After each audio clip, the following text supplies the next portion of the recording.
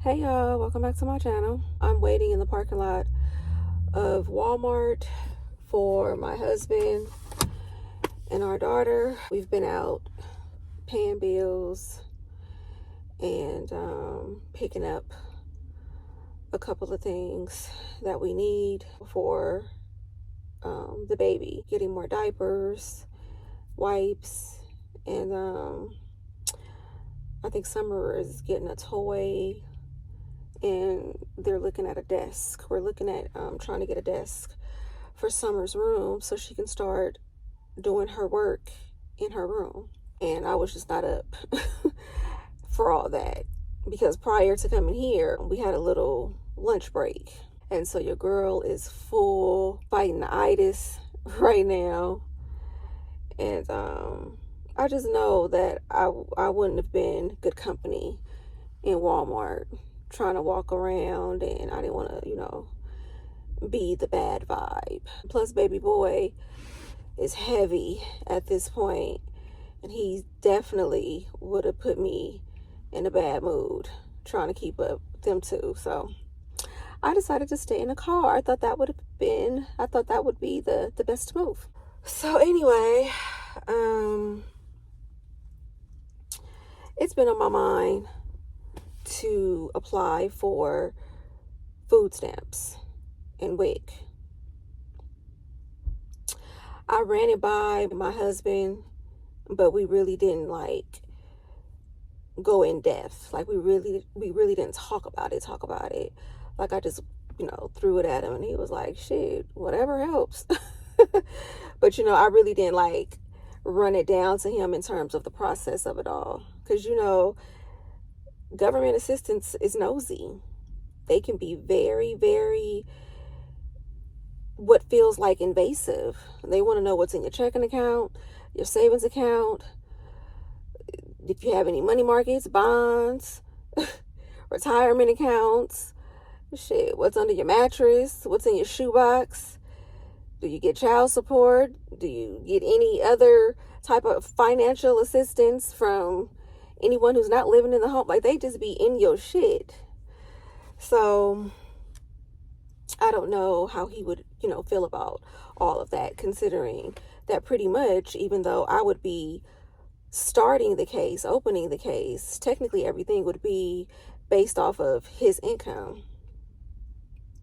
So I think he needs to be aware of, the whole process and what that entails. But yeah, I have been seriously considering doing that. And the only thing that kind of stops me is the fact that they can just be so nosy. I mean, so nosy to the point to where it makes you want to lie. And all of the, the documentation of proof that you have to gather, and it just puts you in a position to where you want to lie. Like, they don't need to know that. They don't need to know this. It would be one thing to have one income and only have to worry about yourself and maybe one other person, whether that be your spouse or your child. But to have one income supporting a whole family during times of inflation, it is really hard. I won't even say hard.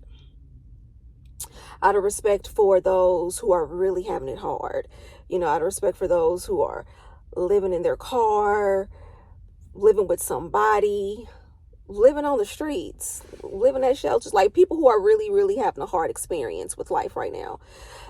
I would say it's challenging. It's challenging.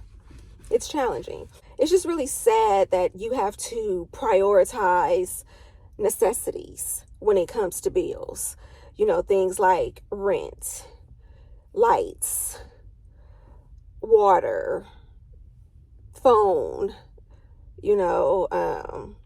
Some might think that the internet is a luxury, but the way that the world is set up, if you don't have the internet, you kind of in a bad spot. It's one of those conveniences that I feel is on the borderline of a necessity. I mean, because otherwise you'll have to go through a lot, as opposed to just doing something on your phone or at home. Car, insurances, things, it's really food.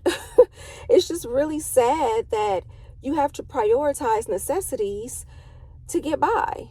I mean, like, because if I have to choose between paying rent and food, of course I'm going to pay my rent because I need somewhere to stay, you know, and I can scrape up something and get some food, whether it be some hot dogs or, you know, something from the 99-cent store, you know, like, so it's just really, really sad. I know all of this is going to pass once I start working again. I know this. But in the meantime, to, like, you know, lessen the burden, take out that sting, if you will, you know, give us a crutch, you know, to make things easier. So food stamps would really come in handy right now. Like, seriously.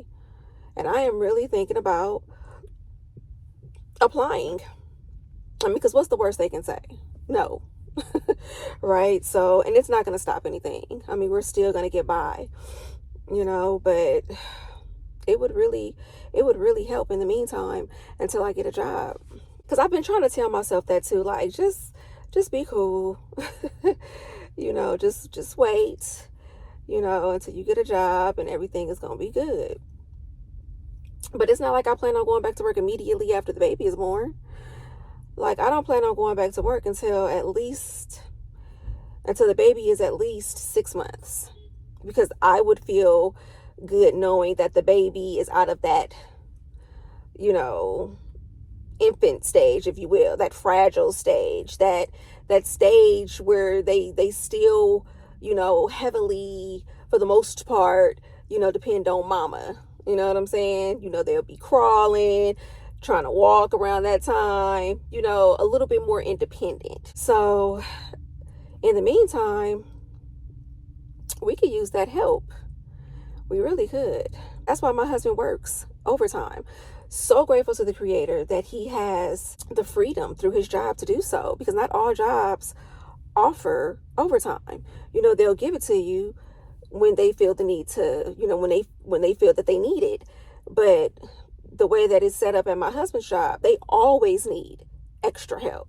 So he always has overtime available, because the Creator know if it wasn't for overtime, I would have been applied. Okay, seriously, that overtime be helping. My husband ain't no spring chicken. My husband be tired. He comes home, his body hurts. Okay, his back, his legs, his neck.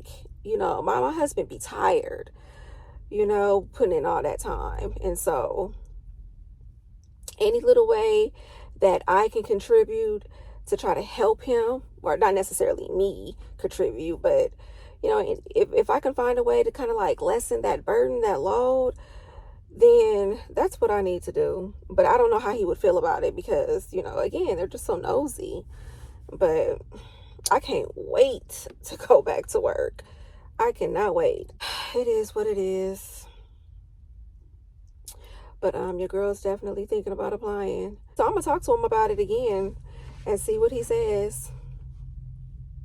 Because all help is beneficial during these times. Anyway, I just wanted to give a little rant, if you will, about how this inflation out here is just doing too fucking much. Our rent has increased. Like, just... And our property is under a property management company. So when they do your little increases, this is just a side note, or whatever changes that they make, they tape the shit right to your goddamn door. They don't even consider, for lack of a better word, you know, your privacy. They just tape it right to your door, where just random people can walk past and read it if they want to. They just increased our rent, what, the year before last? Now they done increased it again. So any little help that we can get, that we can find, that we qualify for, because we don't have time to be trying to lie to get the best deal possible, and then later on go through some BS because you get caught up. Nah, the very least they can say is no. But anyway, so I'm about to get off of here. If you made it to the end of this video, thank you for watching. Thank you for your support, and I will see you guys in the next video. Peace.